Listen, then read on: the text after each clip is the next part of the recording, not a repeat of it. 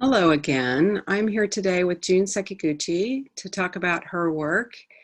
And she's a Seattle artist that has been generous enough to share her time with us today. June, how are you? I'm good, thank you. Thanks for inviting me. You're welcome. It's great to have you here. Thank you. I just had to click off a thing, so now I can see you. Okay. One reason I was interested in sharing your work is how you use pattern. And I was wondering if you could tell me about the history and evolution of how you became interested in pattern in your work. Okay, so that's a big question. I started out quite differently from what I'm doing now. So I started painting and drawing my whole life. That's what I've been doing. And got into paper making and started seeing that other materials could be and processes could be part of my art practice. Growing up, at one point in my life, my mother started a gift shop. I grew up in Arkansas. I was born and raised there, one of the very few Japanese or Asian families in our area. Our family was the only Asian family in our elementary school. So, that very much imprinted me in what I looked to. So, back in the day, we had National Geographic, and that's what I was looking at to see all these different cultures, that there's different cultures out there in the world. And so I gravitated to that kind of thing.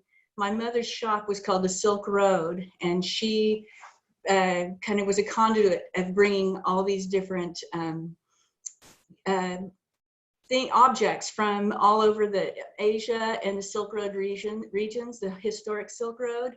So that was a big influence on me, and I just liked the patterning that I saw on the decorative surfaces or the cut materials and stuff. So that's kind of always stayed with me. But then fast forward to, I don't know, maybe, oh gosh, 20 years ago, say, I got a commission to do the company's lettering in one of my paintings, and I was doing mixed media kind of assemblage paintings at that point.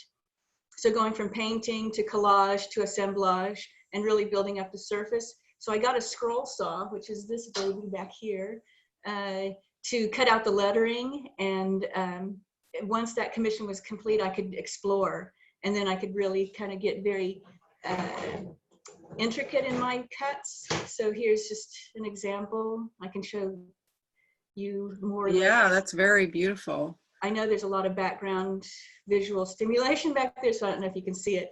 So I was really drawn to Islamic patterning and all Asian cultures, patterns, lattice work and things like that. And I've always been drawn to the natural environment. So patterning to me is like a distillation of forms in nature that are really kind of very simplified and manipulated to kind of represent some kind of pattern in nature, and then repeated. And that repeated element is something that I'm kind of drawn to. So, well, maybe you could let us see a closer view of that saw behind you and walk us around your studio a bit.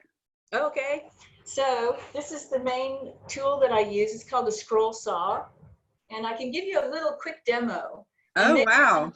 Is that okay? Yeah. Okay. So some of the very intricate things I can do is this kind of like pattern in nature. This is kind of like a wormwood pattern. Can you see that all right? Yeah. Yeah. Okay. Yeah. So I can get that small with the scroll saw. So it's just a thin blade.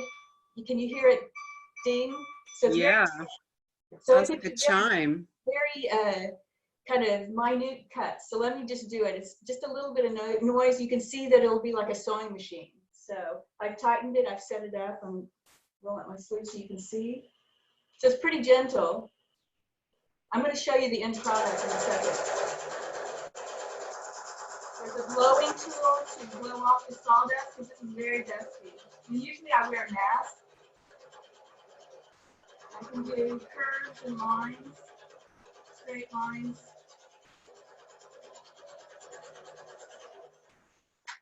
Okay, so just a quick cut. I don't know if you can see. Yeah. That. Amazing. So I can cut all the way through. Yeah, like so that's how kind of minute detail I can get with a scroll saw. You can. I don't know that everyone could. That's the main thing. I just want to run through. So my studio is different from, you know, a lot of beautiful studios you'll see of painters or whoever. Mine is just a hard working space. It's very raw. It's a garage. It's 2-car and it's not even insulated yet. But let me just show you the tools that I use. So Okay. that is my disc sander. So with the wood, I'm using MDF. I have to do a lot of sanding and kind of reshaping things on sanders. That one is a spindle sander. So there's lots of widths that you can put on, and you can get into tighter curves and sand those down.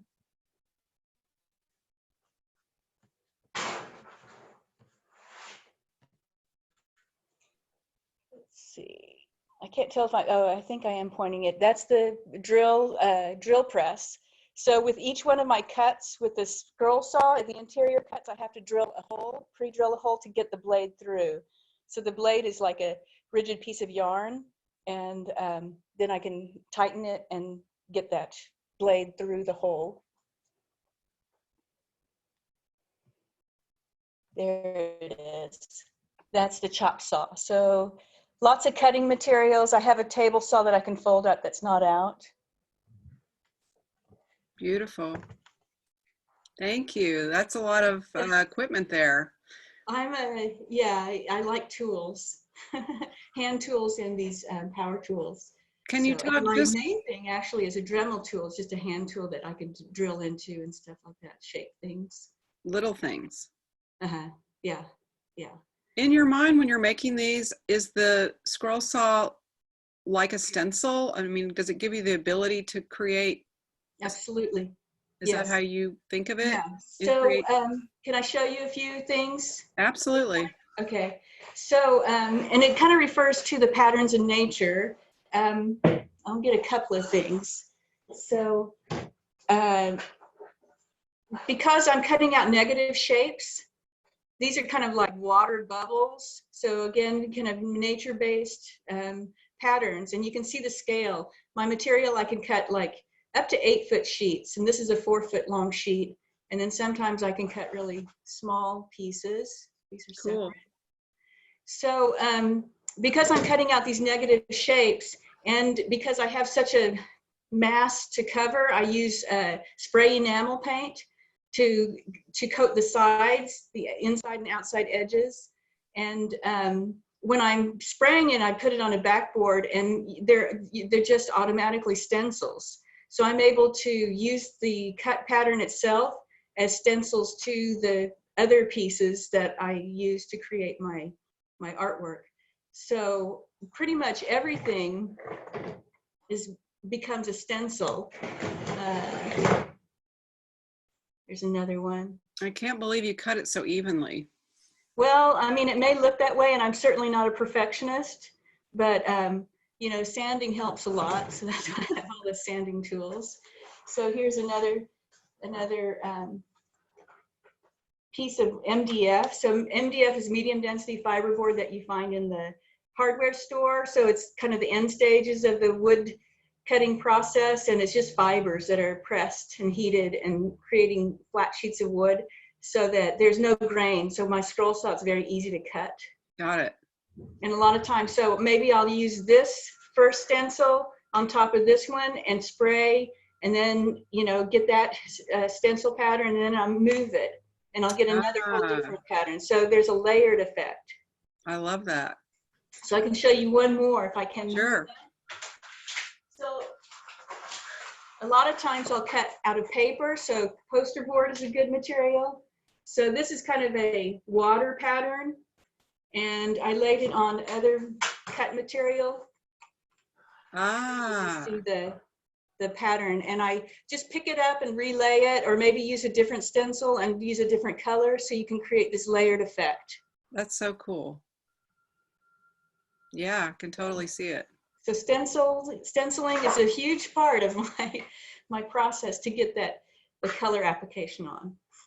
I was looking at your website, and I noticed that you were talking about content and how that relates to pattern. And I noticed a couple of phrases.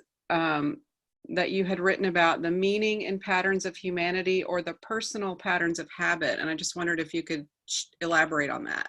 Yeah, so I mean, we go from the kind of micro to the bigger picture, but I was wanting to kind of get away from the scroll saw at one point. You know, everything I was using with the scroll saw and cutting pattern.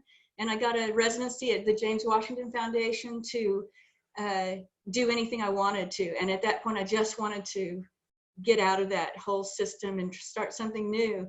And James Washington was amazing, civil rights activist and artist. And he did so many different things in his life, but there was a large spool of twine. So I started knotting it and kind of doing that as a meditative practice to start my residency every day. I would do that. And I knew I'd have a lot of material at the end. And when I looked at it, it was doing this kind of Fibonacci spiraling. It looked like a pine needles. Mm. And I thought, wow, that's pattern. I'm still working in pattern. So instead of rejecting it, I kind of embraced it again. So pattern, yeah, it's just kind of continued throughout my practice. And now I'm just kind of jumping wide in and finding pattern everywhere. So I'm looking at, like, you know, books that have cellular structures, or I've done a piece that has a bone pattern but increased in scale. So yeah, and they're all coming from nature, that are either, you know, really focused in on detail or looking at the kind of wider view of things.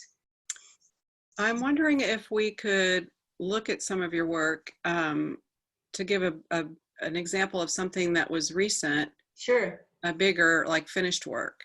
Yeah. Yeah. Oh, in my studio? Oh. No, we'll just go to the PowerPoint here. Okay. I have some ready.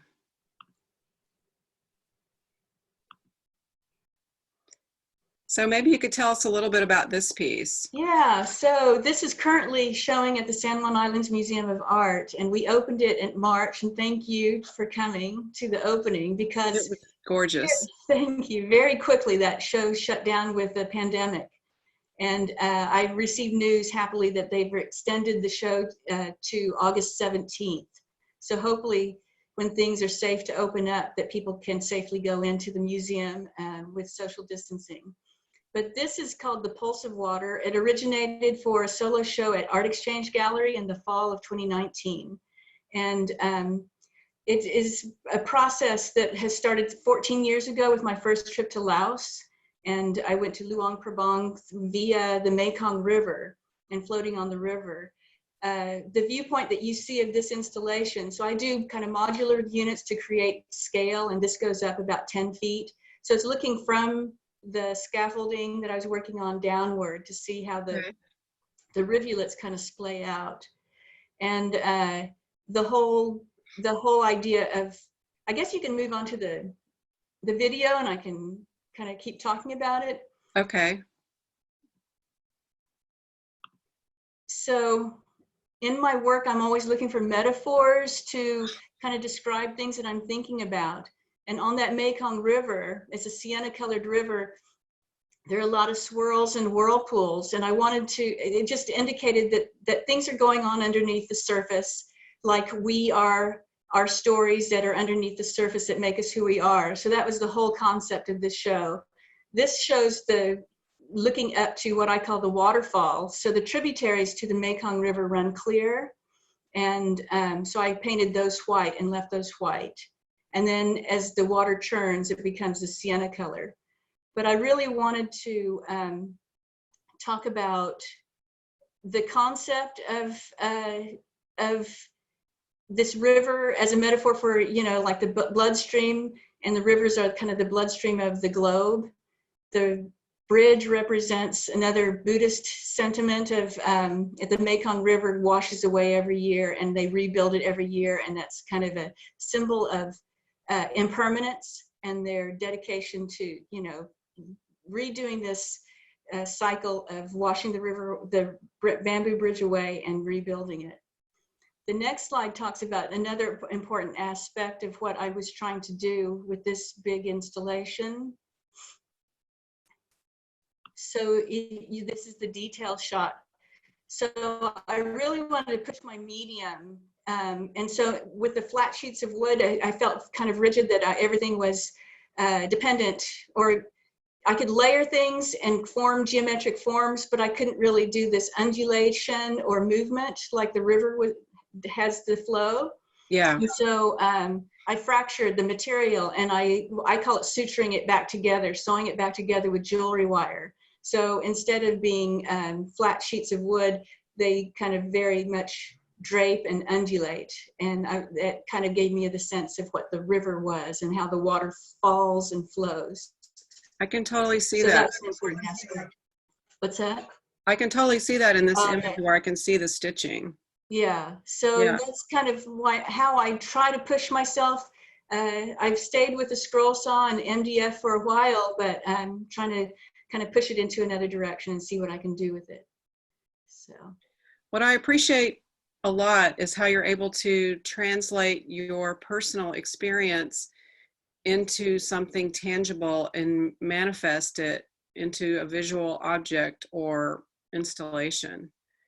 Well, I mean, that's what we are. We are our experiences, and how do we kind of express, concepts or things that are important to us through our art. So I think artists move through life with a kind of hypersensitivity about what's going on around, and how do you want to convey messages through your work. So.